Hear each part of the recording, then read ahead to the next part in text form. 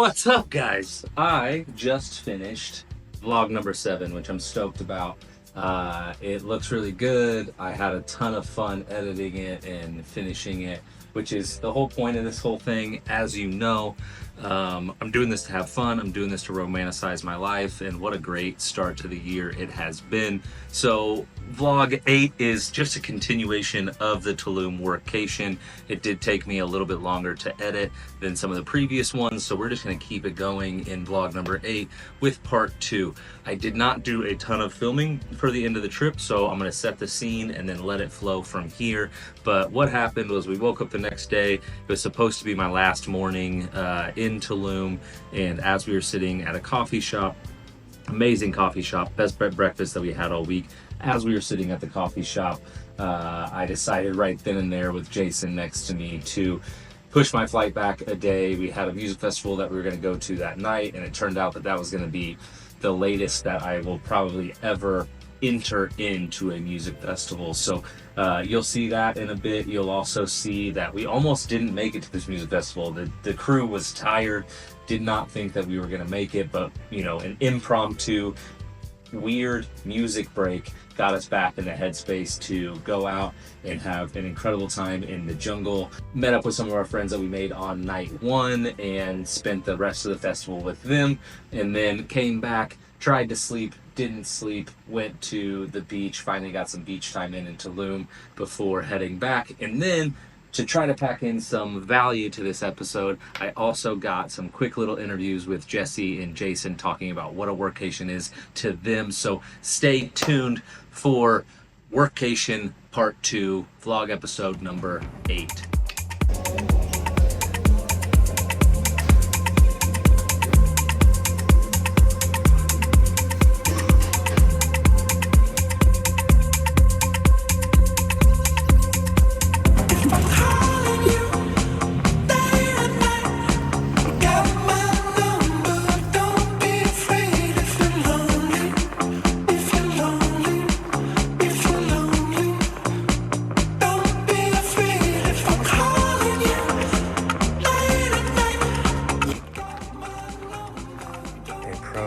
Vlogger in his natural habitat.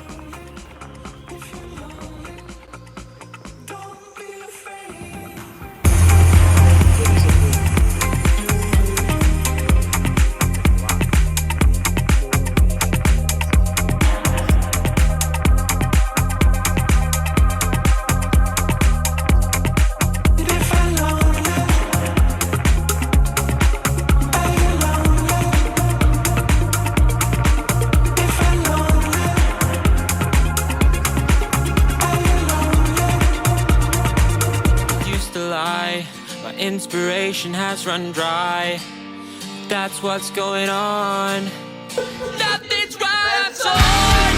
I'm all out of faith. This is how I feel.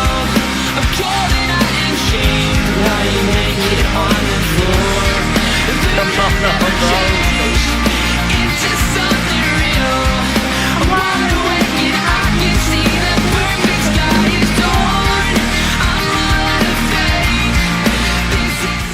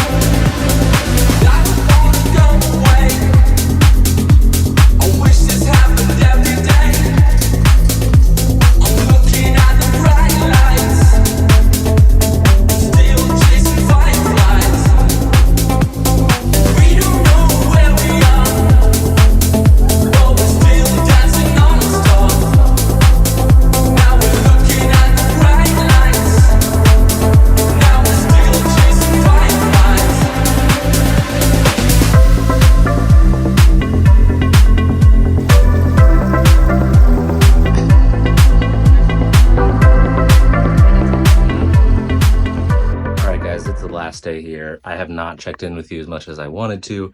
I apologize for that, but it's been a fantastic workation in Tulum. I will definitely be back. Tulum is amazing. The people I've met here are amazing. But what I really want to do right now is I had planned on introducing you to my friends Jason and Jesse. They are the two that I go on workations with. They're incredible humans. They don't know I'm about to do this. I'm going to try again. This might be another Sky situation, but I'm going to try to go down and ask them what a workation is to them, and then what this trip has meant to them, and any downloads that they'd like to share. So I can't wait. Hopefully this works. Jesse, come with me. Oh, Hey vlog, this is Jesse. what's up? So see, just real quick. So the theme of this vlog has been workation. That's obviously quickly turned into a Tulum vlog, but the theme is really a workation and being able to explore the world while still getting work done. And what do you think about workations? Really, you were the first one I took one with back in Boulder. Yeah. And so, what do you think of workations, and how do they differ from like digital nomad life? I think it's probably a hard task to separate exactly what it looks like. When we say vacation, I hear an energy around an intention to have fun. I think that that's the same kind of energy that I want to have in my daily life. So maybe define vacation as like 100% focus, define workcation or any other regular week as split focus. I think the workation life for me, I really like being productive. Yeah. I don't need that 100% focus on nothing but fun. It's nice to have that downtime for sure. I think that's necessary. But Do you feel more productive in the hours that you have during workations than in the hours where you're just at home? sometimes I'm good at different things. Like I'm an over optimizer. So for me, when I dive into my home environment, I have everything optimized so that I can find the most focus the fastest. But I'm also not inviting anything new. It's all my energy.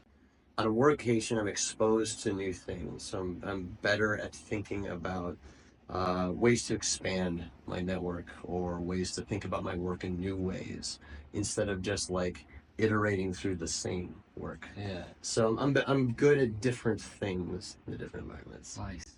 And then last question for you. Mhm. Keep it quick. What would you tell my follower about how to do a workation, like why they should maybe think about it and prioritize one and try it out? Like what are some of the key elements to get right? The very first thing that I'd say is know what helps you bring focus. I think it's really important whether you're going through your regular day, you're understanding that your environment is a part of dictating how that focus is created. I go to my office, then I'm focused. On a workation, that intention has to be a little more explicit. I am creating the focus at this time. I'm giving myself a little bit of structure. You have to own that focus. The other piece would be just being aware of how you're moving through your day, being aware of what percentage are you expecting of yourself. Vacation versus workation. If workation is going to be, if you think you can only command 30% of your capacity, then it's going to be a partial vacation. You need to own that and understand how you're going to show up. Yeah, I love that. And I don't know if you have. I've never taken like a solo workation. So for me, a big part too is like being with people like you and with Jason, who work hard during the days, but then we can play hard a bit at night on the weekends, or just discovering different restaurants and seeing the town that we're in. Sure. So I think people that you go with are important. For sure. Yeah, you're creating a shared energy. If you're going with people who just want to party all night, it's not gonna feel quite as aligned. Yeah. I think that's where like the digital nomad experiential places, like here we have digital jungle. There's a lot of people who are out and about who are living that same kind of life. Connecting with those people will reinforce some of that. Oh, you're gonna work. Cool, let's go to a place and work instead of just like what party you going to, what show you going to. Like, it's a lot easier to create those connections in digital nomad heavy places. Yeah, I love that. Well, thanks for letting me spring this upon you literally 2 seconds before it happened. No worries, bro. Appreciate you. Sure. Because next up is Jason, and look, he's on the other side of the room, so we just get to go like this. How fun is this? Oh shit! Look at this guy. Hey, follower. This is Jason. Hey, follower. This is Oh hey, didn't see you there.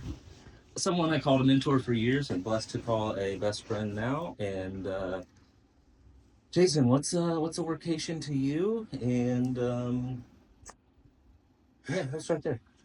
You know, to be honest, I'm still figuring it out. I think we came here to do more of that, and I think we didn't quite find the balance there. But I think what I imagine it to be is um, being able to get your needs met, both from a work and productivity standpoint, but also from a new experience and sort of feeding the creativity and getting to spend quality time with yourself, with the people you're with, but also in nature and finding that balance, which admittedly this trip was not as balanced as it could have been. Yeah. I was thinking about that this morning. I think, Yeah. in Boulder, I felt so productive during the day. I Yeah. got so much done, Yeah. more so than I would at home. I think today or this week, I kind of met the bare minimum. I got everything done that I needed to do, but Right. no extra. No right? extra. And I think the difference is like Boulder's so accessible. We know we can go back to Boulder at any time. So Sure. I didn't feel that same pull to go out and try to experience as much as possible in whatever free time we could create. So, Yeah. I think also too, this being a foreign country and there being like the weather so amazing, there's so much beauty, so much nature, so much to do. Um, yeah, like it was definitely more attractive and kind of seductive to go and play and do things. Hell yeah. Yeah. And then we'll switch it up a little bit on you. What have been some of your favorite parts of exploring Tulum? You've been here longer than me. You guys have been here, a few weeks longer. So you've got to experience a lot of Tulum, got to meet a ton of people. Tell people Yeah. about Tulum a little bit. I think the most interesting thing and attractive thing for me has got to be the people. There's an interesting openness that is reminiscent in Southern California. I've been living in Encinitas for the last little while. It's changed a lot in the last, 7 years, but prior to that, it kind of reminds me of what this place is like here. It's a bunch of, spiritually oriented people who are entrepreneurs, and everyone is very much in like a slow, open state. And so you can be pretty much anywhere and connect with someone new. And they'll take the time to talk to you, they'll take the time to drop in. And that to me, I realize is kind of what's missing from Southern California. I'm really craving that type of random connection, kind of openness of dropping in and meeting new people. Yeah. So that's probably the most like fun and interesting piece that was like I sort of expected, but like it, the reality of it is kind of shocking. But otherwise, it's the nature, Yeah. of course, so beautiful. And we've talked about the kind of the lawlessness of anything goes, and getting to ride scooters around and kind of just be little renegades. Yeah. It's been fun. Yeah, well, yeah, it was honestly one of my favorite parts. You guys are used to lane splitting in California riding motorcycles. That was kind of my first time doing that, so it was fun. And then finding out like the best way to do that, where you're not, being rude to a driver or anything. Yeah. Would you say that you both fucked around and found out on this trip? I did. I fucked around and I found out. So maybe I'll show the scar's healing nicely though, so we're good. I don't think it'll actually leave any permanent damage. So thank you for letting me spring this on you as well. But thank you for letting me annoy you with the fact that you're going to Bonnaroo in June, and now this is on YouTube. So Yeah. you can't let the follower down Yeah. that you don't show up in the Bonnaroo vlog. And your That'd be follower also has to hold you accountable to going to the burn. Yeah, this year. maybe 2025, maybe 2026, but I mean, well, if you want Bonnaroo, you know the deal. Love you, brother. Thank you.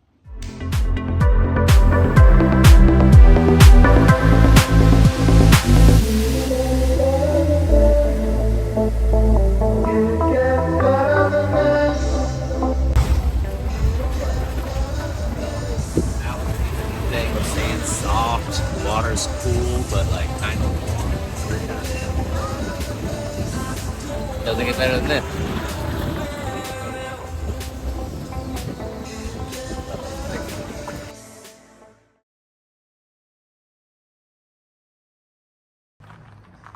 A pro vlogger in his natural habitat,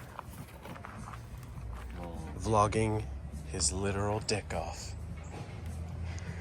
His little dick off. No, literal, bro. Come on.